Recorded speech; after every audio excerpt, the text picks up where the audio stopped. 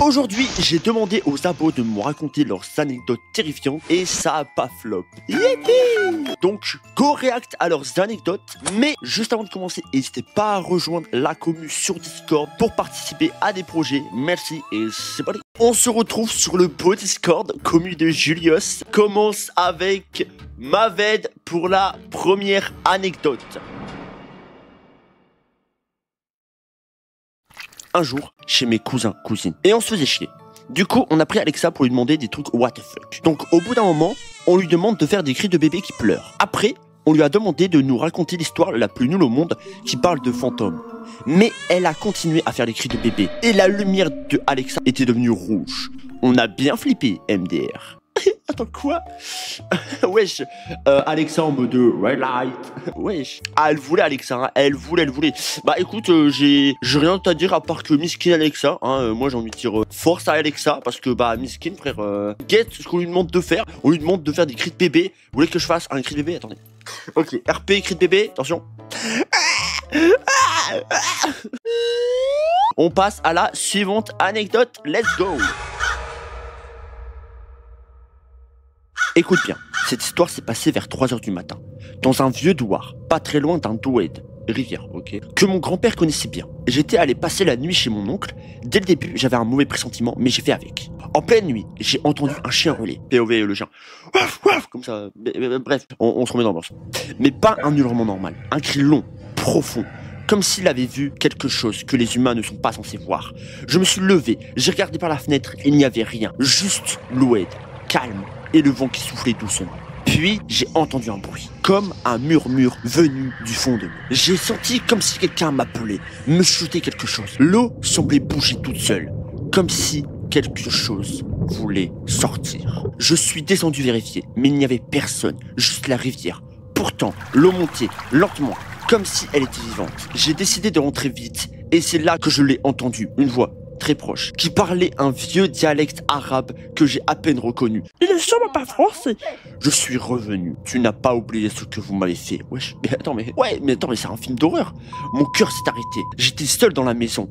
Je suis allé ouvrir la porte. Sur le seuil, il y avait de la boue, de l'eau, de l'oued. Et au milieu de ça, une bague ancienne, enfoncée dans la terre mouillée. Et cette même boue encore. C'était elle, celle qui s'est noyée dans l'oued il y a plus de 50 ans. Oh, quoi? Ah, en gros, genre, si je comprends bien, il y a une dame qui s'est noyée dans l'oued il y a plus de 50 ans, et là, elle est revenue, genre, d'après ce que tu nous racontes. Oh, putain, c'est waouh.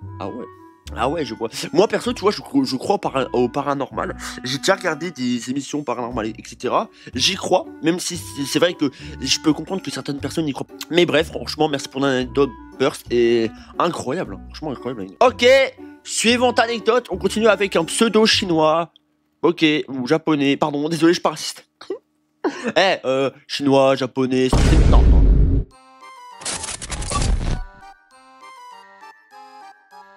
Une fois, j'ai été au parc d'attractions et j'ai fait le train fantôme. Et à la fin du train, il y a un mec avec une tronçonneuse. Je lui ai foutu une patate du turfu. Mais frère, le pauvre, il faisait juste son job. Le bro fait son job et il se fait tabasser. Passons à la suivante anecdote. Ok, strange guy. Ok, alors. Une fois, j'étais pote avec un gars du même nom que moi. À mon avis, c'est un jour. Un jour, ce gars, il a commencé à hacker le compte de mon pote et il se faisait passer pour lui. Après, j'avais en ami le petit compte du pote qui s'est fait hack, qu'on va appeler Bob. Et le hacker, on va l'appeler Cacaprout. Arrêtez-moi. Faisons comme si rien n'était. Bref, on jouait au KLM et là, d'un seul coup, mon pote en alerte me dit « Chef, il y a un Alex, il me menace et il dit, il connaît mon adresse et il avait des preuves. Après, je lui ai dit, imagine, il connaît la mienne. Après, moi, je lui ai dit, fais attention, on sait jamais. Après, mais wesh, il y a combien d'après? Oh, les après, il y en a plein. Après, j'ai rassemblé des preuves et j'ai dit à mon pote, c'était Cacaprout. Du coup, ce compte, il faut vite qu'il appelle la police, même si ça pouvait pas vraiment se passer, car l'autre habitait en Normandie et moi, j'habitais à Marseille. C'est Marseille, bébé. Avec Bob, on habite à la même ville. Bref, après moi je change de compte Discord, je dis à mon pote Bob qu'il me donne le pseudo de ce fameux Alex, en gros Cacaprout. Après, je lui dis, ouais, je connais des infos et si tu veux, on peut team et tu me payes, c'est tout. Après, il m'a dit, ok. Je lui ai dit d'abord, donne ton num et après, il me l'a donné. Je lui ai dit, ok, maintenant, dans un mois, je t'envoie des billets pour Marseille. Il a dit, vas-y. Après, j'ai appelé la police, je l'ai bloqué sur tous mes comptes et j'ai dit à Bob de faire de même et puis, on l'a plus jamais revu. Après, il s'est passé ça et du coup, non, merci Strange Guy pour ton anecdote. Pas très horrifique, mais en vrai, c'est sur le thème un peu du hack, etc. Donc, sur le coup, t'as peut-être pu avoir peur et ça se comprend. Allez, on enchaîne avec l'histoire de Benji.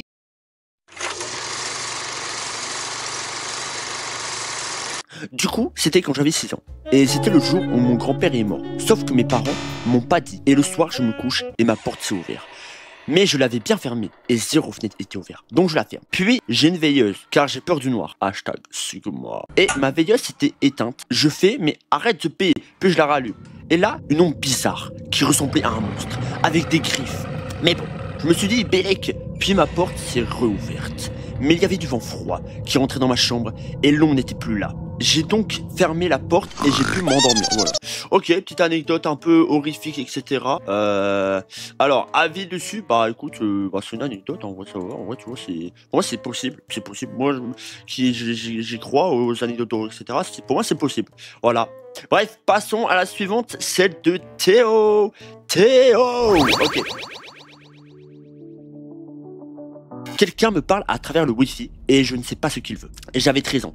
Et ce soir-là, je dormais chez ma grande sœur, Axel. Elle bossait tôt le lendemain, alors vers 22h, elle est montée se coucher. Moi, je traînais encore un peu sur mon téléphone dans le salon. Soudain, le wifi s'est déconnecté. Je me suis levé pour vérifier la box, mais avant de la rallumer, j'ai regardé la liste des réseaux disponibles. Il y en avait un que je n'avais jamais vu. Bonsoir, quelqu'un est là? J'ai eu un frisson. Axel dormait déjà. Il n'y avait personne dehors. Puis, le réseau a disparu. Le lendemain, quand elle est partie au travail, je suis resté seul à l'appart. Vers 10h, le wifi a encore sauté. J'ai ouvert mon téléphone et un nouveau réseau est apparu. Seul encore aujourd'hui, Théo? Mon cœur s'est arrêté. Quelqu'un est ici et connaît mon prénom. J'ai regardé par la fenêtre, rien, pas de voisin, pas de voiture, juste le silence. J'ai coupé le wifi, fermé toutes les portes et attendu qu'Axel rentre. Quand je lui ai raconté, elle a cru à une mauvaise blague. Mais le lendemain, plus rien, plus de messages, plus de réseau, étrange. Et depuis ce jour, je n'ai jamais revu ce nom apparaître. En fait, à tout moment, c'est genre un voisin ou quoi qui peut faire une blague. À tout moment, en vrai, c'est possible. Hein. C'est possible que ça soit vraiment un voisin qui fasse une blague. Ou je sais pas, si t'habites dans un appartement, je sais pas. Par contre, en vrai, les anecdotes, elles sont un peu croustillantes là. Ça, hey, j'aime bien. J'aime bien. Allez, on passe à la suivante, à celle de Yog. C'était un mardi soir, vers 22h30. J'étais chez moi quand j'ai entendu des bruits étranges venant de l'appartement voisin. Des coups violents, puis un cri court et étrange. J'ai hésité, mais quelque chose me disait que ça n'allait pas. Je suis allé frapper à la porte, mais personne n'a répondu. Après un moment, j'ai entendu des pas précipités et une voix faible. Ne fais pas ça. J'ai frappé encore. Clara m'a ouvert, les yeux rouges, l'air terrifié. Alexandre était dans le fond, le visage marqué, comme si quelque chose de grave venait de se passer. Clara m'a simplement dit « Il faut qu'on parte ». Quelques jours plus tard, ils avaient déménagé, sans un mot. Je n'ai plus jamais eu de nouvelles, mais parfois la nuit, j'entends encore des bruits dans le couloir, comme des pas précipités. Quand je regarde, il n'y a jamais personne. C'est vraiment bizarre. Après, tu vois, pour le coup, des fois, t'entends des voix, mais en fait, c'est ton cerveau qui imagine des choses, des fois. Ça arrive. Moi, quand j'étais petit, j'entendais, par exemple, un serpent qui était dans ma chambre. Mais je sais que c'était pas vrai. Je sais que c'était genre mon imagination qui me jouait des tours. Des fois, ton imagination, elle peut jouer des tours. Ça, c'est vraiment réel. Alors, ensuite, l'anecdote de Schizo. Les gars, à savoir aussi, je suis malade. Donc, je sais pas si ça s'entend, mais je suis un peu malade. Voilà, je préfère vous le dire. Ouais, en gros, c'était en 2021. J'étais dehors, tranquille, le soir, à 22h, en train de me balader. Habituellement, je passe souvent sur un pont qui a 2 portes du côté gauche et 2 portes du côté droit, qui de base étaient inaccessibles. En gros, les portes étaient fermées à clé et personne ne pouvait rentrer. Ouais. Et bizarrement, ce soir-là, une d'entre elles était ouverte. Et moi, hamal que je suis, j'ai osé faire l'erreur de rentrer à l'intérieur. Et quand je suis rentré pour l'instant, il n'y avait rien de chelou. Il y avait juste des tags sur les murs, mais sinon rien de fou. Et là, en fait, la porte mène en fait à un sous-sol qui semblait être abandonné avec un couloir tout blanc qui était allumé. Moi, j'étais en mode au secours, à l'aide, sortez-moi de là. Et là, j'entends un bruit de fou. On dirait que j'ai entendu comme un son une alarme incendie, un bâtiment qui s'effondre et des cris de femmes en même temps. Et là, je vois un mec sortir d'une porte de l'autre côté du couloir. Il était déguisé en clown. Il avait une peluche et une enceinte où il mettait du Caris MDR. Quoi? Mais c'est quoi cette anecdote, frère? Et quand j'ai entendu, j'ai aucune peine, je te nique ta race, je sais que je devais me barrer au plus vite. Et donc, je me suis barré direct. Quand je suis sorti par la porte, je suis tombé par terre et il m'a mis un coup de marteau sur la tête et après, il est mort. Non, je me réveille dans mon lit. Et je me rends compte que c'était un rêve. Bon, avant d'être déçu, lis la suite et tu verras. En gros, je me suis dit, ouais, tranquille, c'était un cauchemar. Et le soir même, je décide de me balader tranquillement. Et là, je retourne sur le pont où il y avait mon cauchemar. Et je vois que la porte est ouverte. Et là, je me dis, eh merde. Et à côté de la porte, il y avait un masque du clown tueur. Exactement le même masque que dans mon cauchemar. Et derrière moi, je vois une voiture avec un mec qui me jette une lettre et il me montre une pancarte avec écrit « Ouvre-la ». Et dans cette lettre, il y a écrit « Le spectacle de l'enfer ramène ses voyeurs là-bas ».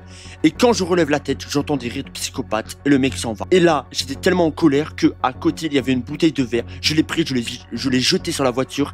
Il l'a esquivé de peu. Et moi, j'ai décidé de courir pendant 1 heure dans la ville pour que comme ça, il trouve pas mon adresse. Et depuis ce jour, j'ai jamais revu et ni refait ce cauchemar. What? Attends, c'est un rêve promo, je sais plus comment ça s'appelle, genre un rêve qui t'annonce ton avenir un peu, tu vois, genre en mode, par exemple, je sais pas moi, tu rêves, tu rêves que tu deviens riche et quelques jours après tu deviens riche, tu vois. Tu rêves que tu gagnes au loto, quelques jours après tu gagnes au loto, tu vois, je sais pas si vous avez capté. Au départ quand j'ai vu genre, en fait c'était un rêve, j'étais en mode, bah vas-y, c'est nul, c'est trop nul, c'est trop nul. Mais au final c'était vraiment pas mal. Ok, on passe, wesh. C'est quoi tout ça? C'est quoi tout ça? Ouais. Attends, c'est pas fini? Pardon. Oh là là là là, le roman. C'était en 2024. J'étais en soirée Halloween avec les potos et on était 17, je crois. Et on s'est dit, attends, on va stopper là. 17? Frère, mais j'ai même pas autant de potes. Comment ça, 17, frère, c'est l'armée? Pourquoi pas aller faire un urbex? Ça serait tard. Donc, on y va au KLM, donc on se prépare, ça et tout.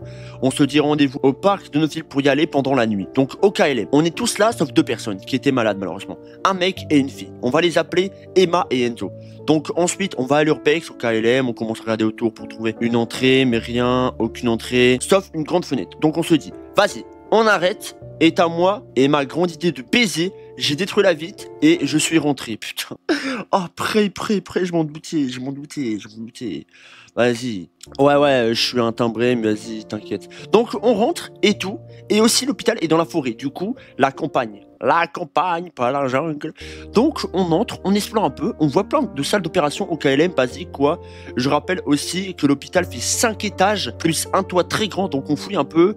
Il y a des tags et tout, normal. On explore. T'as des seringues avec du sang, des trucs assez normaux, laissés comme ça. Et là, je vois pas la salle de cube à sperme. Pour ceux qui ne savent pas, en gros, c'est une salle pour ceux qui peuvent pas avoir de bébé. On sperme dans le pot et on injecte à la femme. Après, bref, on entre et t'as plein d'étagères où il y a des traces de sperme et tout. Donc, KLM, mais aucun. Ouais, mais c'est quoi cette histoire sur le meusper là? Mais aucun pot. Donc, on se dit, ouais, ils ont tout enlevé. C'est normal au KLM. Là, tu montes au 2e étage. Donc, on entre et tout, super stylé. T'as des lumières bleues et tout, assez sombre. C'est des lumières cool, genre cosy. Donc, on fouille comme avant, les mêmes trucs. Mais là, il y a la salle d'opération d'urgence. En gros, c'est pour les cas qui vont bientôt mourir, quoi. Donc, on rentre. Et là, sur la tête de ma mère, il y a fou sang partout. Par terre, sur les murs, partout. C'est ultra choquant de voir du sang, surtout que c'est censé être nettoyé de base, donc c'est grave flippant. Mais t'as moi, le gros cassos du groupe, m'en balèque, je monte seul, seul sur la vie. Sur la vie de ma mère, il y a une big porte avec écrit « N'entrez pas sur la vie de ma mère ». Gros, je suis tellement con, j'entre. Putain. Mais frère, ne rentrez pas. Ok. Du coup, je rentre, il y a R, donc au KLM, je continue, basique. Là, j'entends full bruit en haut. J'appelle mes potes et ils viennent. Donc, on entre tous ensemble et là, plus aucun tag. Il n'y a plus rien. Et en gros, on panique, on dit, là, c'est chelou. Il n'y a pas de tag. La vérité, on va pas. Et t'as mon meilleur pote Paul, ce gros fils de pute, il a remis en question l'ego de tout le monde et on y est allé. Ouais, on est très con, mais vas-y, t'inquiète. Donc, on entre et tout. Et la surprise incroyable. Un congélateur The Bee. On ouvre sur la tête de ma mère. Il y a des trucs chelous dedans. Je sais pas ce que c'est encore, mais c'est pas le pire pour l'instant. Donc nous, on monte et tout. Et là, on voit une lumière au 5e étage. Donc on se dit bizarre, c'est éclairé. Donc vas-y, on y va. Et là, on entre. On voit sac de couchage, bouffe, boisson, lumière. Donc déjà, on sait, il y a un boucle d'or. Là, déjà, juste assez chelou. Mais nous, non, on n'a pas peur. La vérité, on monte sur le toit, on monte au KLM, on voit un bouc en train de couper un poulet. Zbi, déjà, tout le monde panique. Même pas on parle, on bouge pas. T'as le mec, il se retourne, tout le monde hurle et part en courant. Sauf moi, grosse chienne que je suis. Je reste en bouger et je lâche un... y a moyen, je mange aussi ou... Il y a zéro vanne, je suis vraiment con. Donc le mec se lève et lâche un hurlement et court vers moi. La vérité, il vient, il dit viens là, voilà, que je cavale toutes mes grands morts. Je cours comme Flash. T'as jamais vu ça? Et la vérité, je sors, le mec court encore. Donc là, je stresse et il me course vraiment. Donc on va au commissariat, au KLM, on dit tout et ça va voir le truc 2 jours après. On voit pas aux infos que 2 personnes se sont fait tabasser à coups de pierre et que le mec était rentré se faire des pâtes pas loin de l'hôpital. Du coup, dans ma région, les Vosges, et je vais mettre des preuves jointes. Et du coup, on s'est encore dit à tout moment, on aurait pu crever parce que c'était le mec qui avait tué. Du coup, on se dit, imagine, mais vraiment, imagine, on était là-bas. Putain! Ouais, c'est un idiot de fou. En mode, t'as été faire un urbex avec des potes, ça s'est pas bien passé, t'as rencontré le fou de l'endroit. Mais tu sais que vraiment, les urbex, c'est vraiment ultra dangereux. Parce que de 1, t'as des gardes de sécurité, t'as des caméras, etc. des fois, qui surveillent. Et si genre ils voient quelqu'un ou quoi, bah ils vont envoyer quelqu'un pour essayer de chercher. De 2, t'as les fous, t'as les SDF, etc. qui y vont. Et ils veulent vraiment pas être délogés. Et du coup, ils sont vraiment prêts à tout pour ne pas être délogés. C'est vraiment un truc de fou. Mais en vrai, moi, je serais vous que je serais chaud de faire ça en vrai. Ah, du coup, il y a eu 2 morts. Ah, là, c'est l'épreuve. 2 morts à Certigny, 88. 2 septuagénaires, Pierre Panon, prêtre catholique, à la retraite du diocèse de Nancy-Toul, et son ami, tous deux âgés de 76 ans, sont tués à coups de pierre en pleine rue, dans une zone pavillonnaire peu fréquentée, proche de la forêt. Wesh. Voilà la preuve, sinon gros bisous et bonne vidéo à toi Julius. Abonnez-vous et likez, ça fait plaisir. Et abonnez-vous à moi aussi, hein, j'ai pas d'abo moi. Et ouais, je gratte le buzz, même s'il y en a pas, mais t'inquiète frérot, j'ai vraiment pas de buzz. Mon YouTube burst près, bisous, autre preuve. Wesh. Un homme et une femme, tous les deux, ont été tués dans une ruelle de Certigny à 2 km sur eux, d'après aurait commis les faits en les frappant à coups de pierre. Wesh, mais attends, mais c'est des hommes de Cro-Magnon? C'est des hommes de Cro-Magnon pour les frapper à coups de pierre? Wesh, c'est une folie. Ok, Mavette qui a une autre histoire, on va la lire. Vas-y, je vais raconter l'histoire de ma ville connue par seulement les enfants qui sont nés entre 2008 et 2012. Non, c'est pas moi, non. Alors c'est encore une histoire de ma ville, merci encore. En tout cas les gars, merci à tous pour votre participation, ça fait grave plaisir. C'est vrai plaisir qu'un concept ne floppe pas, merci énormément. Bref, alors, Maël, dans le parc, il y avait une épée de l'autre côté du petit ruisseau. Cette épée, on l'appelait Excalibur, car on ne pouvait pas l'enlever, elle était posée sur le sol comme si quelqu'un l'avait jetée. Mais personne n'a réussi à la prendre, comme si elle avait pris racine. Mais il n'y avait rien, et on a déjà essayé de le gratter pour enlever la terre en dessous, mais la terre était trop dure, même pour une pelle. Un jour, un mec nous dit qu'il l'a dit à la mairie, l'existence de cette épée. Du coup, on y allait tous les jours pour aller voir si elle était encore là, par peur que la mairie réussisse à l'enlever. Mais les jours passaient, et l'épée commençait à être couverte de racines d'arbres, jusqu'à ce qu'on ne la voie plus. Et puis un jour, quelqu'un l'avait repérée dans l'eau, plantée dans le sol, comme la vraie Excalibur, mais elle s'enfonçait petit à petit dans le sol. Du coup, on a tous essayé de la récupérer, mais c'était encore une fois impossible. Alors, on l'a juste regardée disparaître à tout jamais dans le sol. Et après cela, cette histoire s'est répétée 37 fois. Le nombre 37 est le nombre qui est caché, mais qui fait le monde tout entier. Wesh. Au même endroit que l'épée s'est fait enraciner, on a vu une pomme, une fourchette, une croix religieuse et même un flingue. Et au bout de ces 37 fois, plus aucun événement ne s'était passé. Jusqu'au drap blanc. Ah non, ça c'était AV et après l'histoire.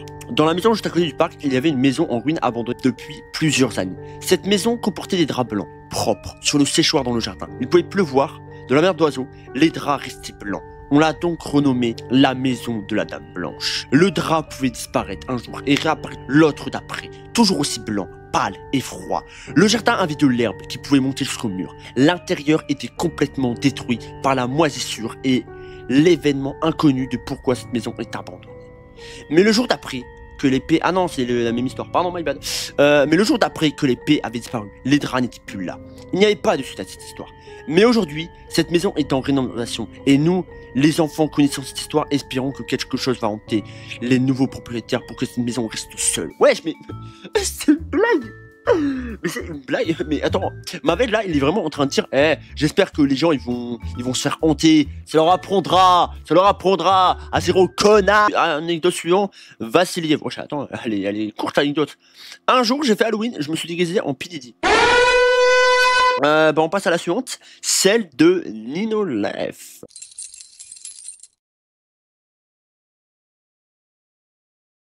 Ok, histoire assez récente, hier. Je suis allé chez un ami d'enfance que je n'avais pas vu depuis au moins 8 ans et qui habite à 2 heures de route de chez moi. J'y suis allé en train et la journée a été formidable, jusqu'au moment où j'ai quitté le seuil de sa porte. J'ai commandé un taxi pour me rendre à la gare, mais il y avait des bouchons monstrueux. Résultat, j'ai raté mon train. J'ai donc dû prendre le dernier train et je suis arrivé chez moi vers minuit. C'est là, sur le pas de ma porte, que je me suis rendu compte que j'avais oublié mes clés chez mon ami. Malgré l'heure tardive, je l'ai quand même appelé pour qu'il me confirme qu'il était bien chez lui. Et malheureusement, oui. J'ai alors essayé d'appeler un serrurier que je ne pouvais évidemment pas passer la nuit dehors. Mais mon téléphone avait presque plus de batterie et il s'est éteint avant que j'ai pu donner mon adresse. Pas le choix, j'ai cassé une vitre qui, de toute façon, était déjà fragile et devait être remplacée. Sauf qu'un voisin, en m'entendant ou me voyant, je ne sais pas, a appelé la police. Et c'est ainsi qu'à 1 h du matin, je me suis retrouvé à devoir prouver que j'étais bien chez moi. Bref, il y a des jours, tu préférerais simplement rester au lit avec un bouquin. Vraiment, c'est réel. Frérot, Nino Lev, c'est vraiment réel la fin de ton histoire. Donc quoi, il y a des jours où il faut rester chez soi, faut pas bouger. C'est réel. Bon, en tout cas, l'anecdote, pas mal, franchement. Un peu flippant, pas trop flippant, mais vas-y, t'as capté. Donc voilà, les gars, c'est la fin. Il n'y a plus d'anecdotes. Merci à tous ceux qui ont participé, les gars. Les gars, merci énormément. Parce qu'en fait, je pense que vous vous rendez pas compte à quel point ça fait tellement plaisir d'avoir vos anecdotes, un concept qui floppe pas. Ça fait tellement plaisir. Et les gars, même si je suis malade, parce que vraiment là, je suis un peu malade, je le sens. Bah, nique sa mère, on tourne quand même. La maladie, elle m'aura pas. POV une semaine après. J'espère que cette vidéo vous aura plu. Juste avant que ce soit la fin, je vais vous raconter mon anecdote. Alors, mon anecdote, elle se passe quand j'étais tout jeune, genre je crois que j'avais 6 ans, un truc comme ça, 6-7 ans. J'étais dans mon lit, tu vois, un peu genre les anciens lits de bébé, un peu genre où t'as full barreau, etc. T'es encadré de partout, genre, en fait, tu vois, pour éviter que tu tombes pendant que tu dormes. Et j'avais un jour laissé tomber un doudou, et du coup, tu vois, il était genre entre le mur et mon lit, mais par terre, tu vois. Et c'est pas un jour, je le jure. Un jour, c'était Halloween, et c'est pas, j'entends un bruit derrière mon lit. Et je regarde, genre tu vois, je regarde au-dessus de mon lit, entre le mur et mon lit, et là il y avait le doudou qui s'était rapproché, genre, au lieu tu vois d'être au sol, il était collé, genre contre le mur. Et je n'ai rien fait pour que ce soit possible. Je ne sais pas comment c'est possible. Mais bon, voilà, bah il y a eu ça, et puis après c'est tout. Après il n'y a plus rien eu, et je sais pas. Je sais pas c'était quoi, je sais pas comment ça se fait, et puis voilà. Tout simplement, voilà, c'était la petite anecdote bonus de ma part. J'espère en tout cas les gars que la vidéo vous aura plu. Si jamais c'est le cas, n'hésitez pas à vous abonner, ça ferait extrêmement plaisir les gars. Rendez-vous demain 18 h pour une nouvelle vidéo. C'était José, ciao, allez, bye tout le monde.